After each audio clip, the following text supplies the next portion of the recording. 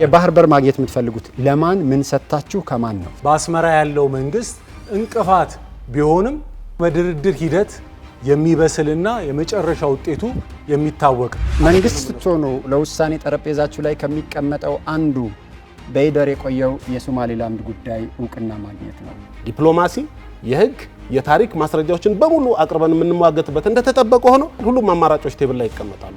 ሁለት ሶሻሊስት ህዝቦች አይዋጉም፣ የሚዋጋው አምባገነኑ መንግስቱ ኃይለማርያምና ዚያድ ባሬ ናቸው የሚል አቋም ሲያንጸባርቅ የነበረ ነው። ታሪኩን እየካዱ ነው ወይስ አቋሙን እየደገፉ?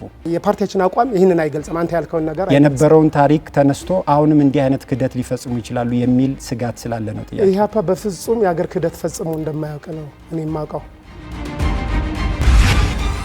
የእጃዙር ጦርነት ማዕከል ልትሆን ትችላለች ኢትዮጵያ ነው የኢትዮጵያ ህዝብ ስጋት። ምንድነው እርስዎ የሚሰጡት ዋስትናና ምላሽ?